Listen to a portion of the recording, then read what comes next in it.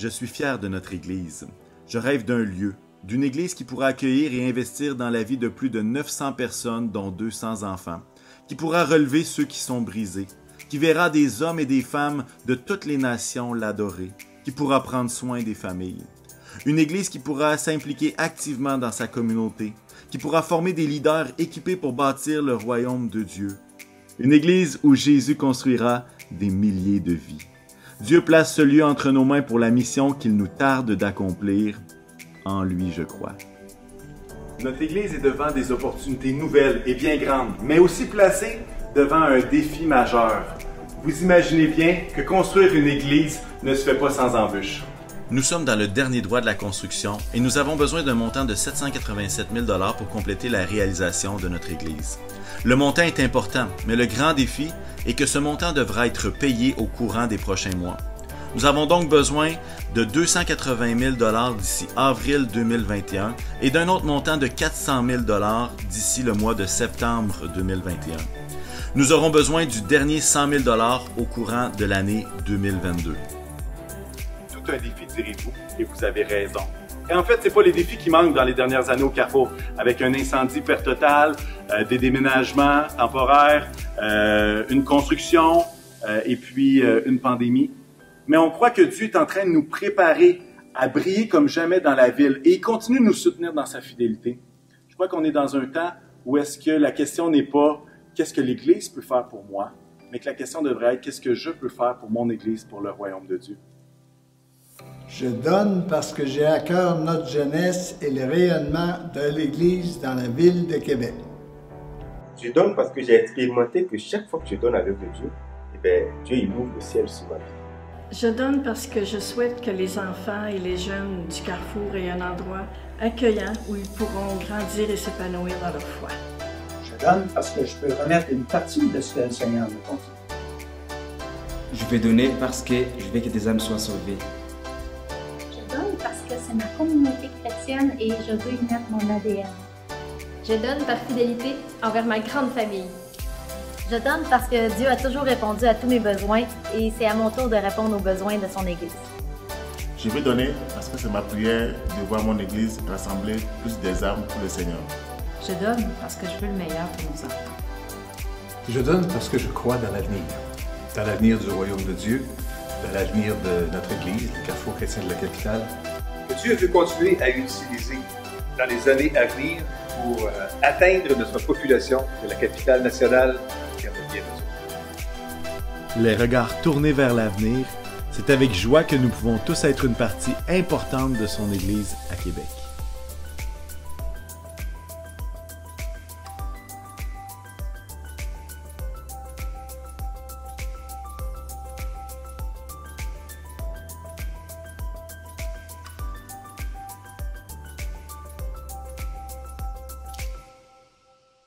J'ai hâte de profiter de ma nouvelle église.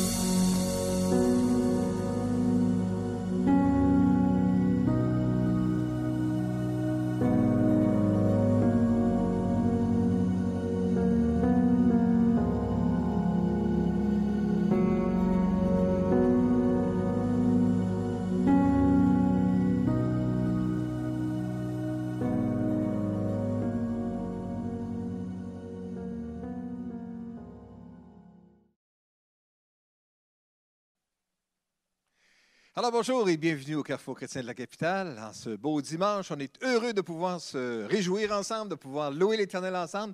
Je veux juste rappeler pour tous les jeunes que vous avez la capsule du Carrefour junior et du préscolaire qui vous attend aujourd'hui. C'est Cécile aujourd'hui qui nous parle du fruit de l'esprit. Peut-être l'avez-vous déjà écouté. Sinon, c'est absolument un rendez-vous immédiatement après la réunion ce matin pour pouvoir l'écouter. Je suis sûr que vous allez être encouragés, ça va vous faire du bien. Ça va être super hot, puis vous allez vouloir que vos parents l'écoutent absolument avec vous aussi.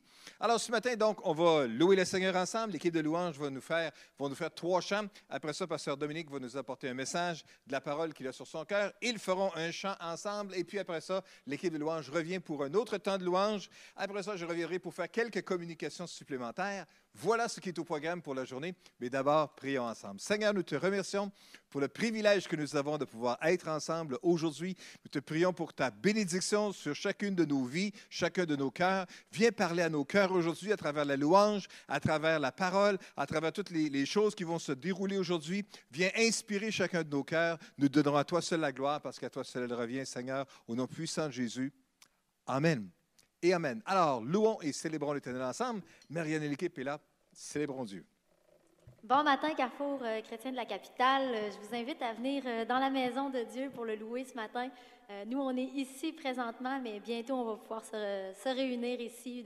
C'est notre espérance très bientôt. Mais en attendant, passons du bon temps dans la présence du Seigneur, tous ensemble ce matin. Puis louons-le, parce que dans la louange, on a un accès direct à Dieu, puis on a une liberté. Amen.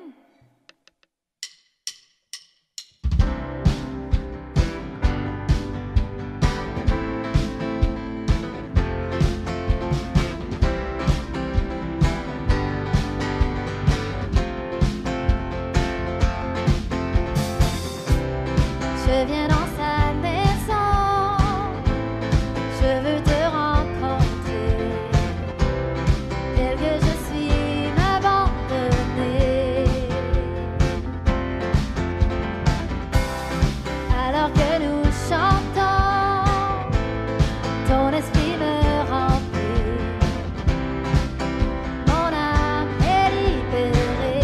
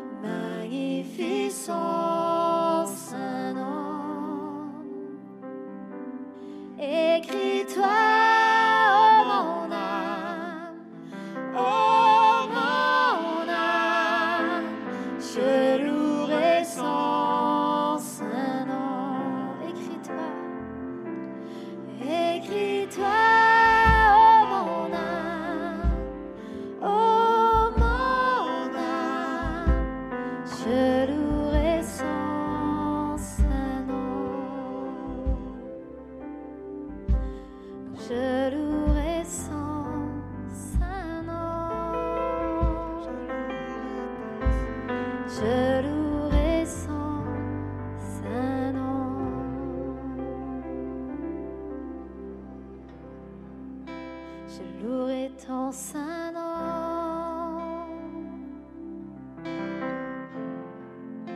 Je louerai ton saint nom, Seigneur Jésus, toute ma vie. Je louerai ton saint nom.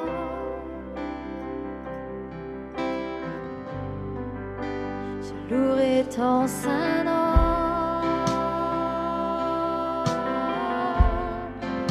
Je louerai ton saint nom, Seigneur Jésus, toute ma vie. Je louerai ton saint nom.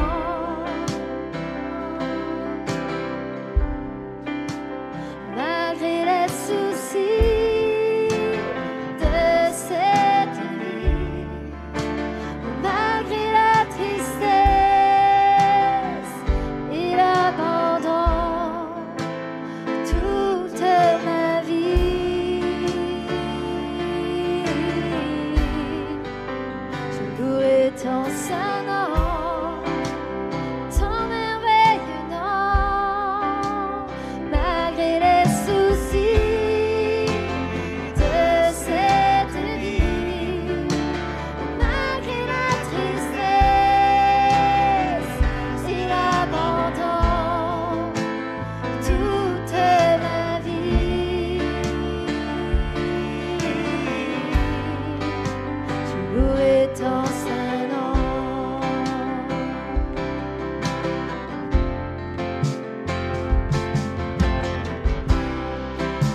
Je louerai ton saint nom.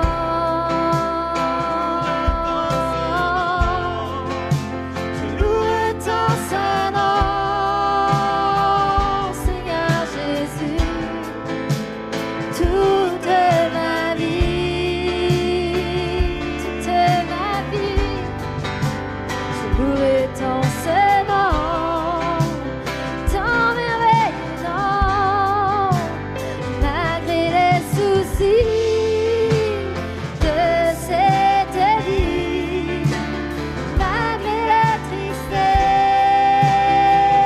et l'abandon, toute ma vie, je louerai ton saint nom.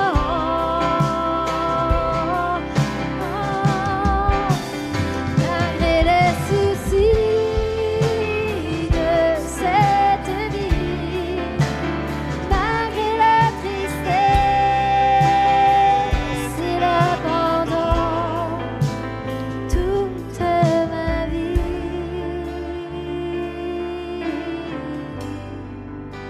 je louerai ton saint nom.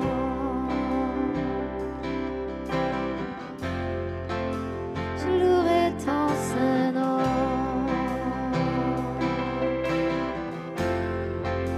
Je louerai ton saint nom.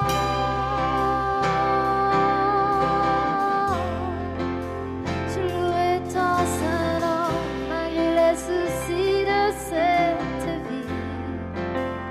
Je louerai ton saint nom, malgré la tristesse et l'abandon.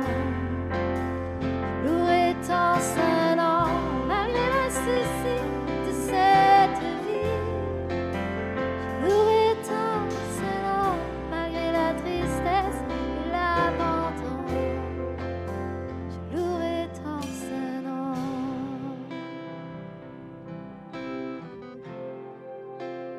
Je louerai ton saint nom.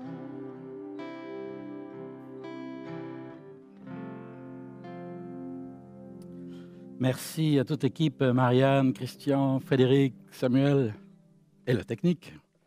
Ces chants porteurs d'espoir et de joie, ce qui est un petit peu en décalage.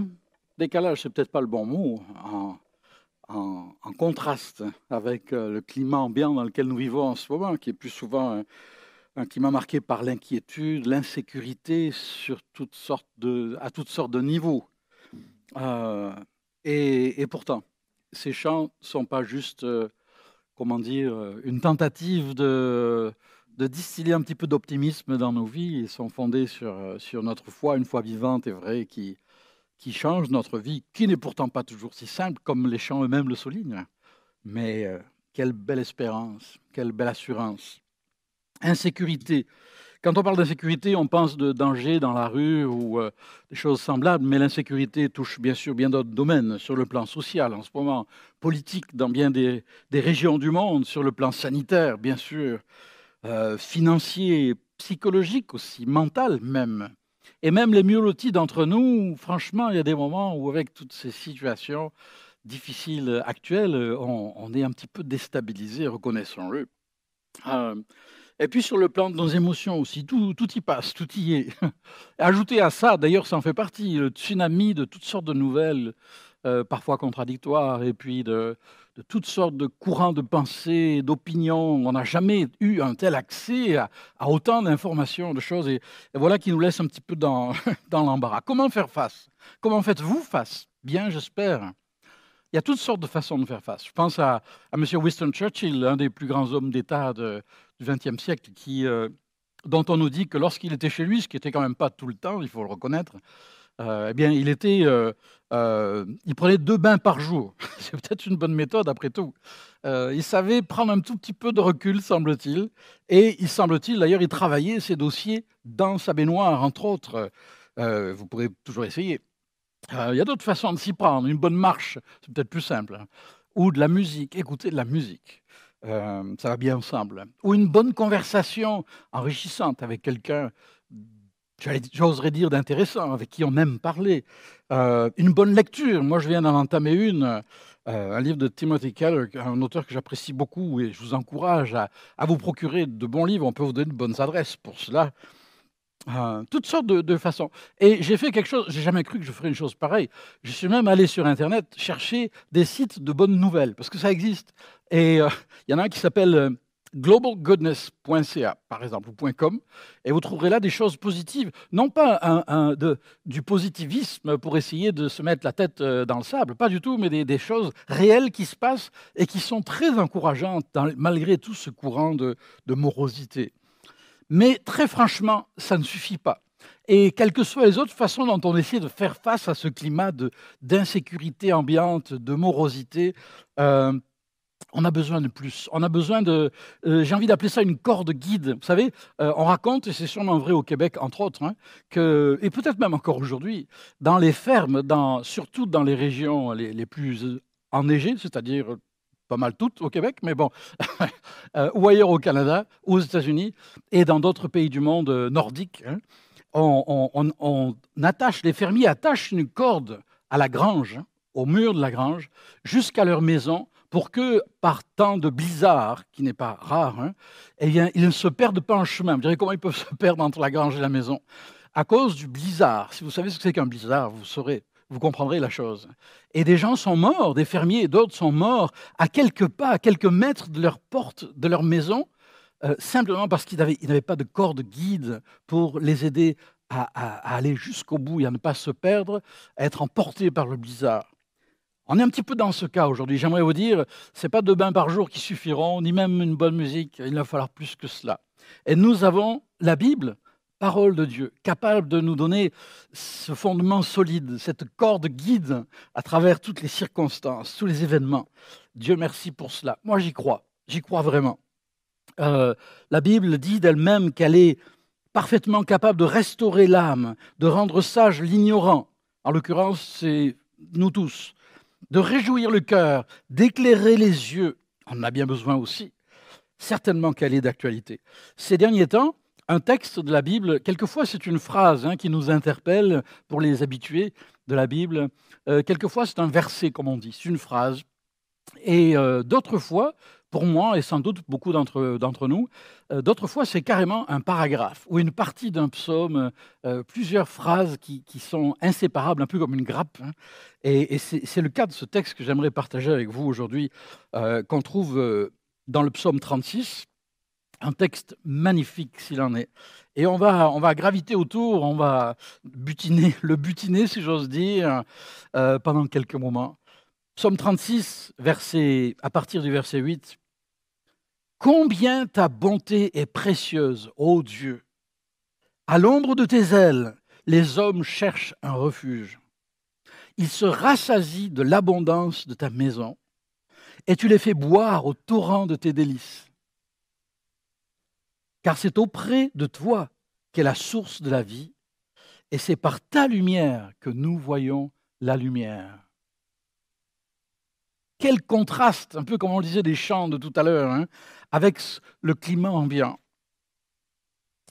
Combien ta bonté est précieuse, ô Dieu. C'était David qui a écrit ces lignes avec son équipe de louanges, on dirait aujourd'hui. David était un homme d'État, c'était un roi, et dans un contexte qui n'avait rien de facile non plus. Et il avait toutes sortes de préoccupations, toutes sortes de choses sur son agenda. Et pourtant, il était, oserais-je dire, un contemplatif. Certainement, il l'était. Et il a su trouver l'antidote à l'insécurité ambiante qui était autant celle de son temps que celle d'une autre. Et ma prière pour vous et pour moi, c'est que nous apprenions de cet homme et de ces quelques lignes à nous aussi nous ressourcer et trouver le moyen de faire face. Seigneur, c'est ce que je te demande. Pour ceux qui m'écoutent, pour moi-même, apprends-nous à nous nourrir de cette parole qui change notre vision de la vie, des événements, des circonstances et qui nous donne l'espérance. Amen. J'aimerais revenir sur ces 6 lignes que vous venez de voir, ces 6 lignes de ce texte, quelques phrases à peine, et faire un parallèle avec 6 textes du Nouveau Testament, 6 versets.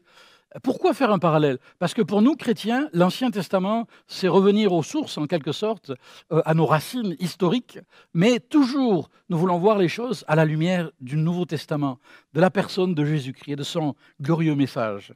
Combien est précieuse ta bonté, ô Dieu! Premièrement, la table est mise. Et dans Luc, au chapitre 1er, c'est bientôt Noël, on va l'entendre, ce texte sûrement.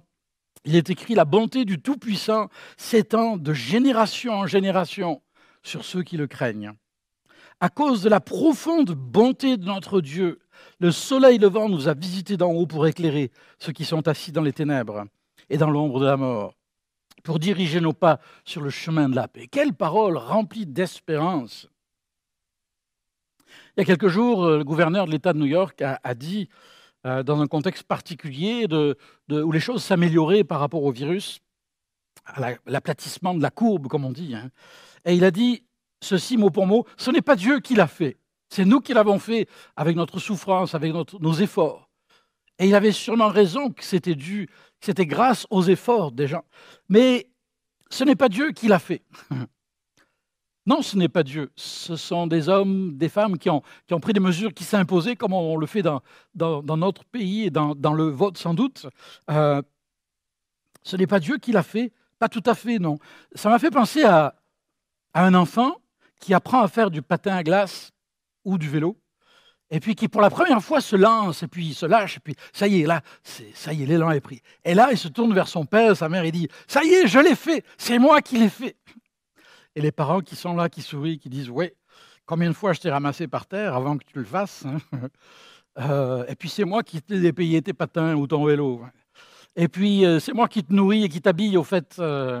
Et puis c'est quand même nous qui t'avons donné la vie, mais enfin c'est toi qui l'as fait, oui. C'est toi qui l'as fait, mais avec tout ce qu'on t'a donné, ce qui t'a été donné, avec Dieu c'est un petit peu la même chose. Bien sûr, quand on tourne son dos à Dieu, alors on a l'impression que la bonté de Dieu, c'est de la théorie et qu'il n'y a rien de bien concret.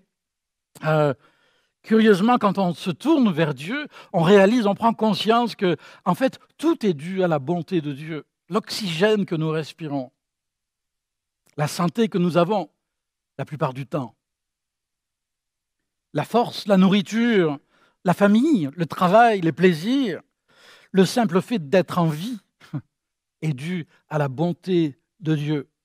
En fait, le fait que Dieu soit bon, c'est déjà très bon, parce que c'était pas garanti au départ. Dieu aurait pu être méchant, mauvais, comme certains malheureusement le pensent. Mais non, Dieu est bon. J'ai envie de dire, ouf, Dieu est bon. Sinon, nous serions encore dans une situation bien pire que ce qu'elle est. Mais combien est précieuse ta bonté, ô Dieu! Il est le Dieu qui donne des médecins, qui donne la science aux hommes pour combattre les vaccins. Il est Dieu qui donne la sagesse aux hommes dont ils ne se servent pas toujours, c'est vrai, mais pour prendre de bonnes mesures, pour essayer de sauver les populations de leur pays. Et Dieu merci pour ce que beaucoup d'entre eux font. On doit prier pour eux. D'ailleurs, on va le faire tout de suite. Seigneur, bénis ceux qui dirigent nos pays, bénis ceux qui cherchent, ceux qui travaillent d'arrache-pied pour créer des vaccins, des solutions, des éléments de réponse à cette crise mondiale. Bénis-les, Seigneur, dans leur vie personnelle et familiale. Renouvelle leur force et leur intelligence. Et merci, Seigneur, pour la science que tu donnes aux hommes dans ta bonté. Amen. J'aime cette parole d'un autre psaume qui dit que, en fait, Dieu ne rejette pas notre prière et ne nous retire pas sa bonté. Si Dieu nous retirait sa bonté, nous serions perdus, nous serions morts, nous n'existerions même pas, même plus. Deuxièmement, non seulement sa bonté est précieuse, mais à l'ombre de ses ailes, les hommes cherchent un refuge. Et le parallèle, je ferai avec Hébreux, chapitre 6, qui dit « Il est impossible que Dieu mente ». Ça aussi, c'est une bonne nouvelle. Si Dieu est bon et qu'il est impossible qu'il mente, c'est rassurant. Nous sommes puissamment encouragés, nous dont le seul refuge a été de saisir l'espérance qui nous était proposée. Et cette espérance, nous la possédons, comme une ancre solide et sûre de l'âme. Dieu accepte, Dieu invite tous les hommes, toutes les femmes, les enfants, les jeunes, à se tourner vers lui pour trouver refuge en lui. Évidemment, ça prend une dose d'humilité. Ah ben oui, quand on a besoin de se réfugier quelque part, c'est que ça va mal. Et c'est qu'on ne peut plus faire face tout seul. C'est qu'on a besoin d'un abri, on a besoin d'être secouru, on a besoin d'aide. Et ce n'est pas facile de le reconnaître. Ça s'appelle la repentance et la foi aussi. Seigneur, je te demande pardon, j'ai voulu me débrouiller tout seul et j'en suis là. Mais je me tourne vers toi.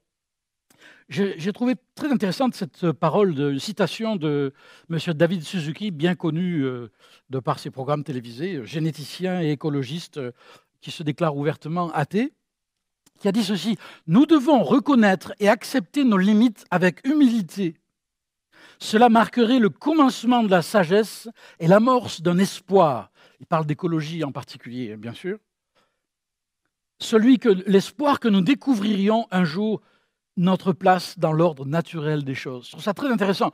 Voilà un homme qui ne revendique pas avoir la foi et qui nous appelle à l'humilité face à la situation, évidemment, réchauffement climatique, etc. Je trouve ça très intéressant. C'est comme pour dire, on a souvent fui Dieu et la religion à juste titre, mais Dieu lui-même, par désir d'indépendance et de vouloir s'assumer pleinement nous-mêmes, les êtres humains. Et ce long chemin, cette pente douce ou raide parfois, nous amène à dire « nous avons besoin d'humilité pour remonter la pente ». Bien sûr que nous en avons besoin, que Dieu nous y aide, chacun pour notre part. Les hommes cherchent un refuge à l'ombre de tes ailes. N'ayez pas honte de demander de l'aide à Dieu et aux autres. N'ayez pas honte, au contraire, c'est très humain et c'est très mature de la part de quelqu'un d'oser dire « j'ai besoin d'aide ». C'est une bonne chose, une très bonne chose. Troisièmement, on continue avec notre texte. « Combien est précieuse ta bonté, ô Dieu, à l'ombre de tes ailes, les hommes cherchent un refuge et ils se rassasient de l'abondance de ta maison. » Je ne sais pas si vous êtes déjà allé dans un refuge en montagne, par exemple, ou autre. Un refuge, en général, c'est assez rustique. Hein. Un refuge, il y a un toit, il y a des murs, il y a une table, des chaises, des lits, pas sûr qu'il y ait des draps. Un vrai refuge dans montagne, en général, c'était ça, en tout cas, par définition. Alors, quand on va dans un refuge, on ne s'attend pas forcément à ce que ce soit splendide. Ici, il est dit, et le texte de Colossiens 2 le dit, on va revenir à cette image du refuge, mais c'est en Christ qu'habite toute la plénitude de ce qui est en Dieu. Tout ce qui est en Dieu est en Christ. Et par votre union avec lui, vous êtes pleinement comblés. Vous avez tout pleinement en lui, car il est le chef de toute autorité et de toute puissance. Si vous êtes chrétien, vous êtes pleinement comblés et vous avez tout pleinement en lui. Il n'y a rien dans sa bonté que Dieu va retenir et refuser de vous donner dont vous ayez réellement besoin. En son temps, à sa manière, Alors le refuge de montagne, oui, c'est rustre, c'est rustique. On y va, on ne sait pas trop ce que... On sait qu'il n'y aura pas grand-chose. Mais ici, surprise, on cherche refuge auprès de Dieu. Et quand on cherche refuge auprès de Dieu, un peu comme l'histoire du fils prodigue, vous savez, il est rentré à la maison en espérant retrouver un petit job, mais le père l'a accueilli à bras ouverts et a fait un festin pour lui. Et j'aimerais vous dire, Dieu est un Dieu d'abondance, abondance de paix, de sérénité, de joie, de résilience pour tous ceux qui en ont besoin, c'est-à-dire tout le monde. Une abondance d'assurance face aux circonstances adverses, abondance de grâce et de force pour faire face et pour aller plus loin. Oh, merci Seigneur. Il se rassasie de l'abondance de ta maison. Et sa maison, elle est partout où nous sommes si nous voulons bien lui ouvrir notre cœur. Il est prêt à partager avec nous son abondance. Paul dira aussi, mais ce n'est pas à l'écran, mais « Béni soit Dieu, le Père de notre Seigneur Jésus-Christ. Il nous a comblés de toute bénédiction de l'Esprit dans le monde céleste en raison de notre union avec Christ. » C'est quelque chose, ça. Être chrétien, c'est être riche. Peut-être pas sur notre compte en banque, mais riche de tout ce que Dieu veut bien dans sa grâce communiquer dans nos cœurs, dans nos pensées, dans notre esprit pour nous donner d'affronter la vie telle qu'elle est. Quatrièmement, tu les fais boire au torrent de tes délices. Ben oui, quand on mange, on a soif. Alors on se rassasie de l'abondance de sa maison, mais aussi on peut boire au torrent de ses délices. Et l'apôtre Paul dira des siècles plus tard, nous avons tous été baptisés, c'est-à-dire plongés, immergés, submergés dans un seul esprit pour former un seul corps, et nous avons tous été abreuvés, c'est-à-dire arrosés, irrigués, imprégnés, saturés d'un seul esprit. Tout ça, c'est les nuances un petit peu du texte grec d'où nous vient cette phrase magnifique. Alors, être baptisé, c'est beaucoup plus qu'une histoire de quelques éclaboussures ou même d'un plongeon dans l'eau. C'est l'image de toute une vie où Dieu, dans son amour, nous plonge dans sa grâce et dans ses richesses et nous donne en abondance tout ce dont on a besoin. Le torrent de ses délices. Intéressant, le mot délice en hébreu, c'est le même mot que le mot Éden. Éden dans la Genèse, vous savez, le jardin d'Éden, Éden, ça veut dire délice ou plaisir ou désir. Et ici, c'est au pluriel. Dieu est un Dieu de délice, de désir et de plaisir. C'est lui qui l'a inventé, le plaisir. Pour autant qu'il soit comme canalisé pour être vécu sainement et saintement, j'oserais dire. Fais de l'Éternel tes délices. Ce n'est pas à l'écran, mais je vous le cite simplement. L'Éternel te donnera ce que ton cœur désire. Recommande ton sort à l'Éternel. Mets ta confiance en lui et il agira. C'est le psaume 37. Ailleurs, par contre, il y a un avertissement aussi que je vous cite en passant, où il est dit « Les hommes, le peuple de Dieu, en l'occurrence c'était Israël, ont méprisé le pays des délices. Ils n'ont pas cru à la parole de l'Éternel. Ils ont murmuré dans leurs tentes. » Il n'y a pas que dans les tentes que ça murmure, hein, surtout en ce moment. Ils n'ont pas écouté l'Éternel. Le drame de l'homme, c'est de ne pas écouter Dieu, qui nous parle par la Bible, sa parole, mais aussi par notre conscience, et parfois, et bien souvent par les autres. Ils ont méprisé le pays des délices. Cinquièmement, car c'est auprès de toi qu'est la source de la vie. Et comment ne pas penser à cette parole de Jésus dans Jean 4, verset 14 ? « Celui qui boira de l'eau que je lui donnerai n'aura jamais soif. Et l'eau que je lui donnerai deviendra en lui une source d'eau qui jaillira jusque dans la vie éternelle. » L'abondance, une abondance qui jaillit de l'intérieur. Je suis tombé sur une citation intéressante. Je suis assez fasciné par la découverte dans mon jeune âge de toutes sortes de citations de gens qui ont vécu des siècles et des siècles avant nous et dont on a souvent une image un peu poussiéreuse, c'est le moins qu'on puisse dire. Lui s'appelait Bernard de Clairvaux, il a vécu au XIe siècle, alors je n'étais pas né.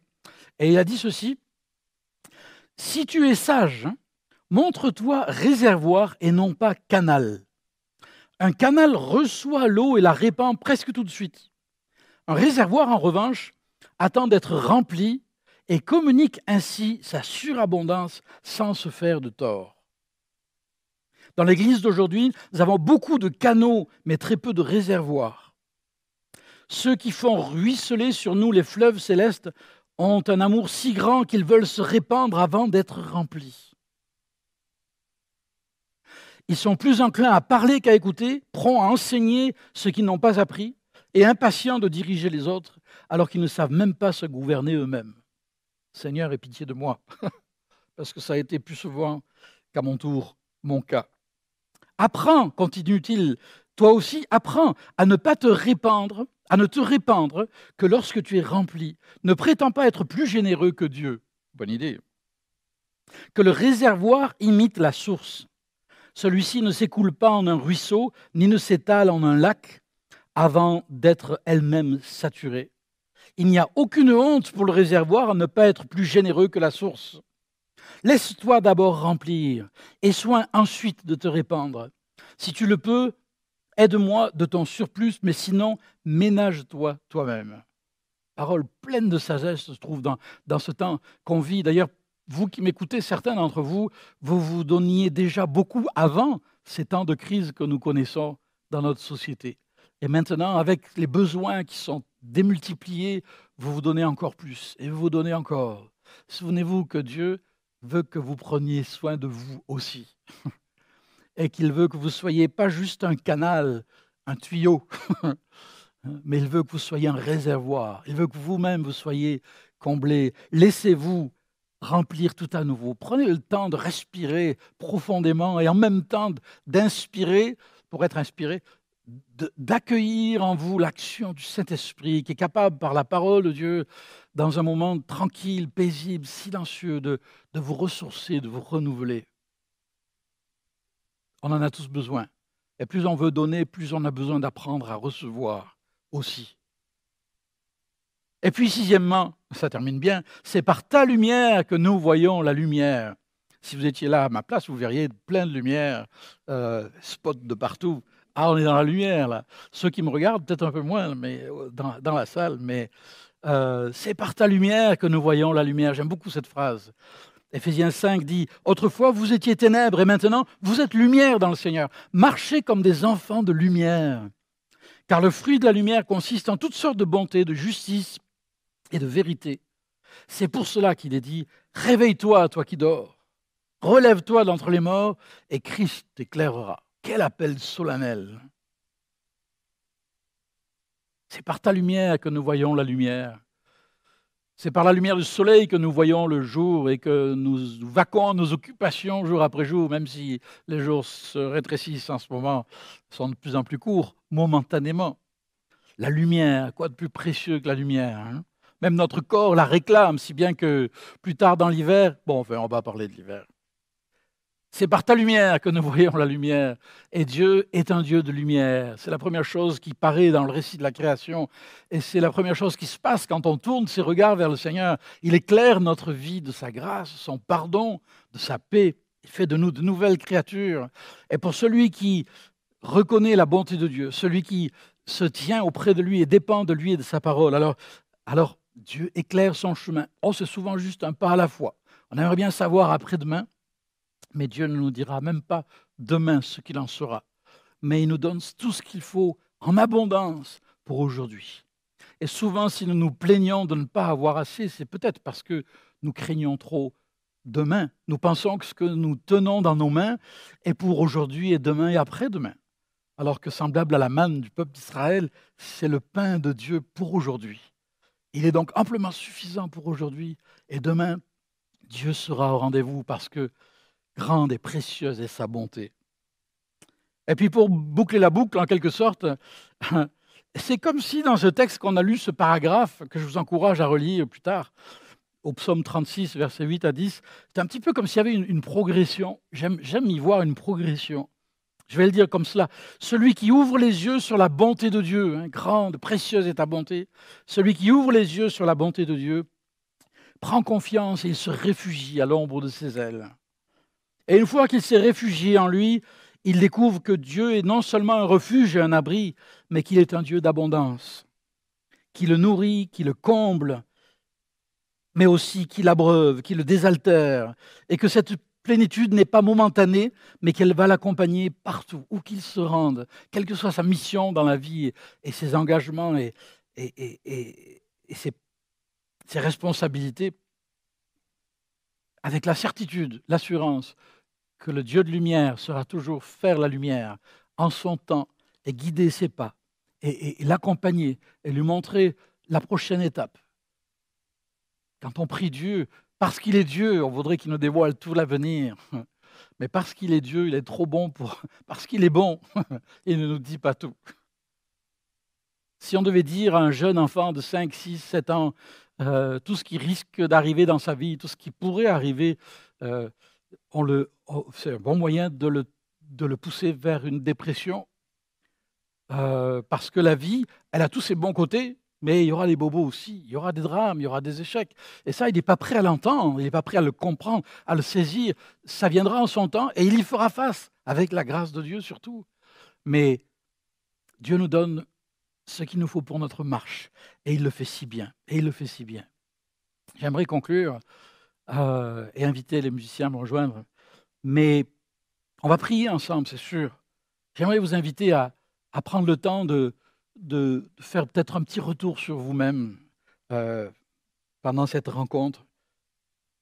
Dans quelques instants, encore quelques chants, on va se séparer, on va retourner à nos occupations. Certaines joyeuses, d'autres peut-être plus difficiles, à nos préoccupations aussi, pas juste nos occupations. Mais qu'est-ce qu'il restera? Oh Seigneur, que ta bonté puisse demeurer avec nous. Vous qui n'avez jamais accueilli et goûté combien Dieu est bon, pourquoi ne pas dire maintenant, Seigneur, j'ai besoin de toi. Je me tourne vers toi.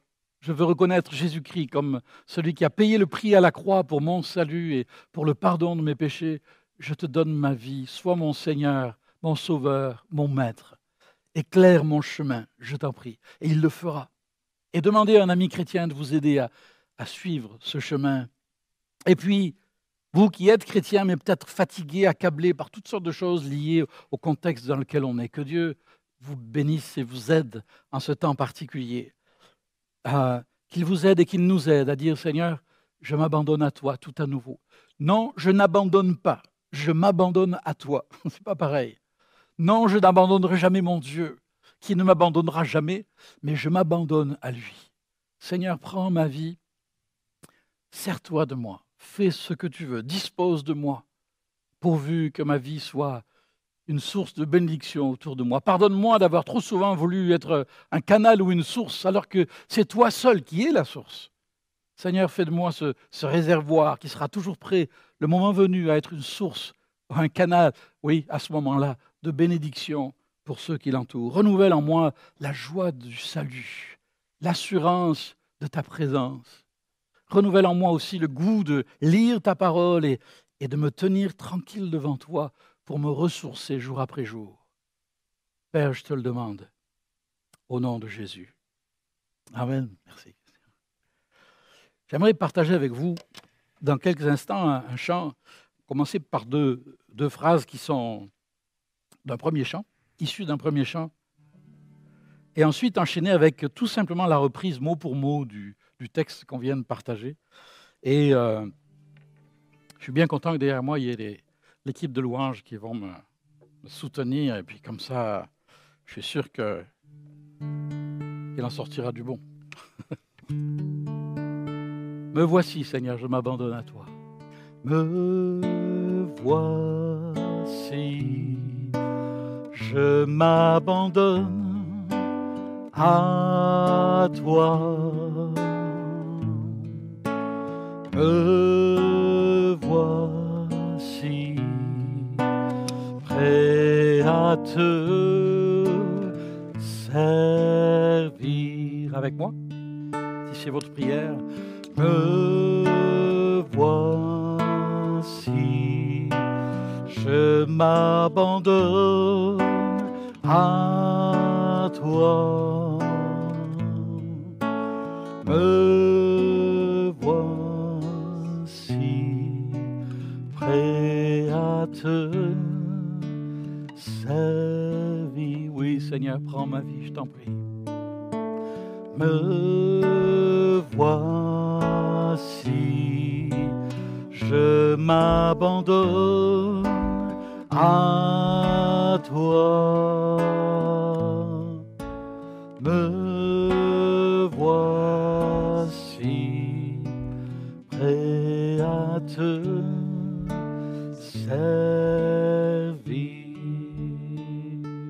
Oh, combien est précieuse ta bonté, Seigneur. Nous voulons la chanter. Et c'est très simple. Chacune des phrases qui paraîtra à l'écran, il vous suffit de la répéter avec l'équipe de louange derrière moi et ça va aller très bien. Et bien sûr, le but, c'est que ça colle dans votre mémoire pour que vous puissiez continuer votre journée avec ce chant, je l'espère de tout cœur en tout cas. Combien est précieuse ta bonté, ô Dieu. Combien est précieuse ta bonté, ô Dieu. Combien est précieuse ta bonté, ô Dieu.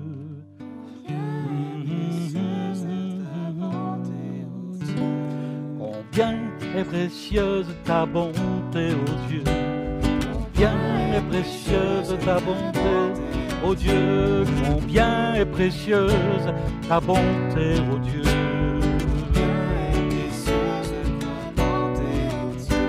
À l'ombre de tes ailes, les humains se réfugient.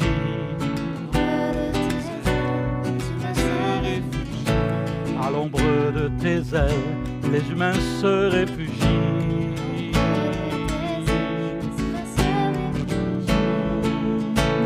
Il se rassasie de l'abondance de ta maison. Il se rassasie.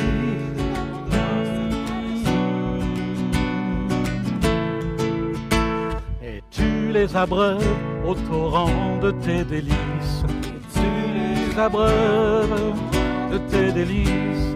Et tu les abreuves au torrent de tes délices.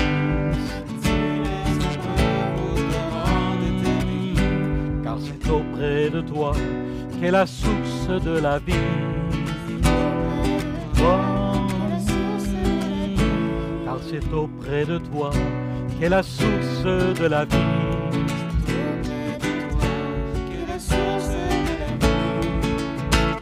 Et par ta lumière, nous voyons la lumière.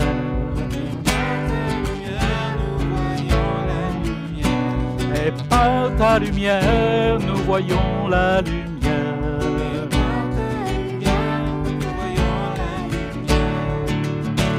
Combien est précieuse ta bonté, ô Dieu. Alléluia. Combien est précieuse ta bonté, ô Dieu.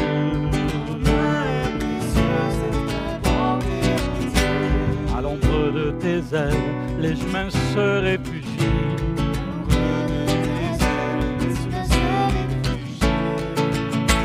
Il se rassasie de l'abondance de ta maison. Il se rassasie de l'abondance de ta maison.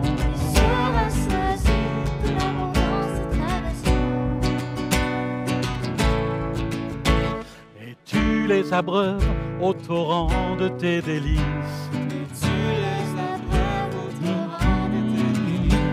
Et tu les abreuves au torrent de tes délices.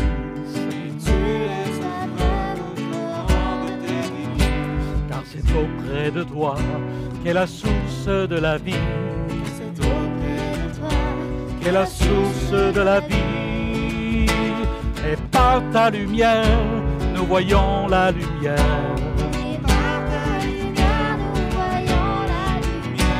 Et par ta lumière, nous voyons la lumière.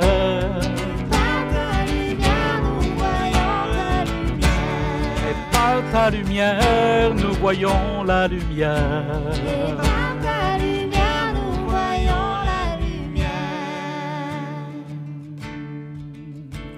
Combien est précieuse ta bonté, ô Dieu. Combien est précieuse ta bonté, ô Dieu. Combien est précieuse ta bonté, ô Dieu. Combien est précieuse ta bonté, ô Dieu. Oh, merci Seigneur pour ta bonté. Aide-nous à la garder bien présente devant nos yeux, devant nos cœurs, par ta parole et ton esprit. Merci Seigneur, et à toi seul la gloire. Amen. Amen. Merci pour ta bonté, ô Dieu. Merci parce que tu es là, tu es présent en toutes circonstances.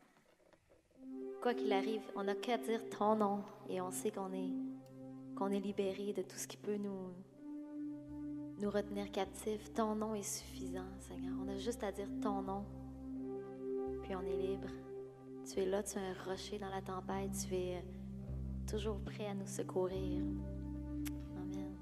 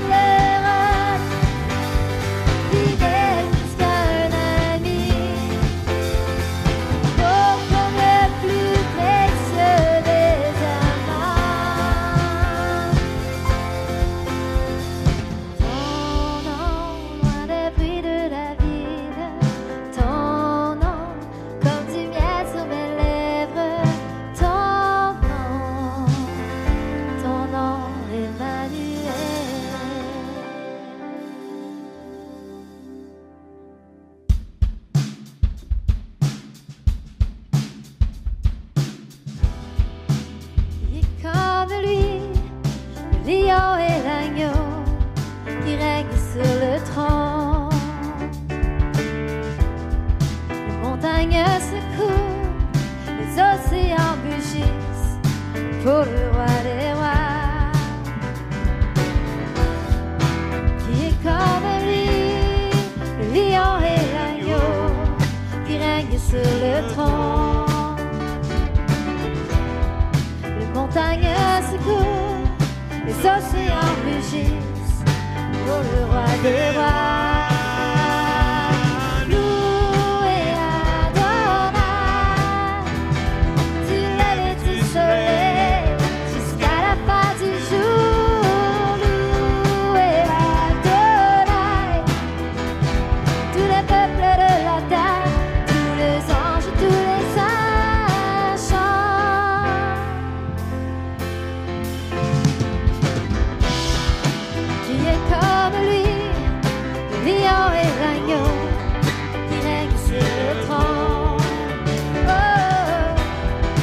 montagnes secouent, les océans mugissent pour le roi des rois. Qui est comme lui, qui est comme lui, le lion et l'agneau qui règne sur le trône. Montagnes secouent, les océans mugissent pour le roi des rois. Louez Adonai, du lever du soleil jusqu'à la fin du jour. Louez Adonai, tous les peuples de la terre, tous les anges et tous les saints.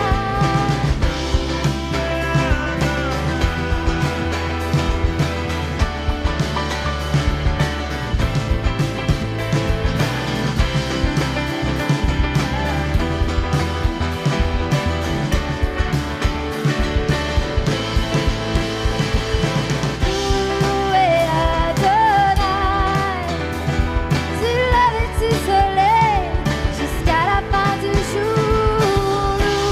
Louez Adonai, tous les peuples de la terre, tous les anges et tous les saints chantent.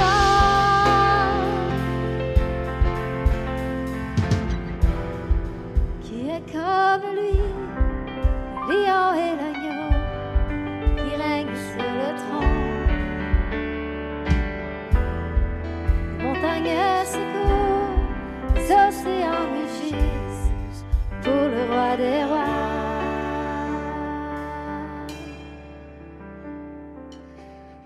Qui est comme lui? Il n'y en a pas comme lui, il n'y en a pas d'autres comme lui. Et c'est merveilleux de pouvoir le servir. Quelques annonces que j'aimerais juste faire en terminant cette réunion aujourd'hui. Simplement vous rappeler qu'il est possible pour vous, pour nous tous, de se rencontrer au Carrefour chrétien de la capitale. Il s'agit de temps de partage qu'on peut avoir ensemble, un petit groupe de 12 personnes, un temps de prière, un temps de fraternité qu'on peut avoir. Toutefois, l'inscription est absolument obligatoire et puis vous voyez l'adresse ou la façon de le faire alors que je parle maintenant, c'est sur l'écran certainement. Ou sinon, vous pouvez simplement communiquer au numéro de téléphone au 88 627 3050. Il y a plusieurs disponibilités à différents moments de la journée et différents jours de la semaine. C'est à vous de pouvoir en profiter. Je veux mentionner aussi qu'il y aura des journées portes ouvertes virtuelles pour l'Église L'Eau Vive. C'est différent des journées portes ouvertes virtuelles. Ben oui, mais qu'est-ce que tu veux avec la COVID? Toutes sortes de choses sont différentes et l'école L'Eau Vive, c'est pas différent aussi. C'est cette semaine, en fait, c'est mardi, le 24 novembre à 19h30 pour les gens qui sont intéressés par le préscolaire ou le primaire. Et pour ceux du secondaire, c'est jeudi, le 26 novembre à 19h30.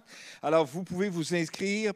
Vous devez leur écrire pour recevoir le lien de la rencontre. Vous avez de toute façon l'adresse qui est, au moment où je parle, qui apparaît à l'écran et vous pouvez simplement communiquer avec les gens de l'École L'Eau Vive qui se feront un plaisir de répondre à vos besoins et puis vous pourriez ainsi assister à cette réunion de portes ouvertes. Je veux mentionner aussi qu'il est possible de continuer à donner aussi de nos 3 façons traditionnelles, c'est-à-dire par chèque, en ligne ou par virement bancaire en suivant les instructions qui sont marquées à l'écran aussi. Dans un moment, je vais laisser la place à nouveau à Marianne et l'équipe de louange de nous conduire dans un dernier chant de louange, mais j'aimerais juste qu'on puisse prier ensemble, si vous voulez. Seigneur, merci pour le privilège que nous avons de pouvoir te connaître, toi qui es le Dieu unique, le Dieu tout-puissant, le Dieu qui veut intervenir dans chacune de nos vies. Fais-le dans chacune de nos vies encore cette semaine. Nous donnerons à toi seul la gloire et la louange, Seigneur, alors qu'à l'ombre de tes ailes, nous voulons nous reposer encore une fois. À toi seul soit la gloire, Seigneur, au nom puissant de Jésus. Amen. Bonne semaine. À la semaine prochaine. Que le Seigneur vous bénisse abondamment. Même heure, même poste à 9h30 dimanche prochain. Et Marianne et l'équipe, on termine en louant l'Éternel.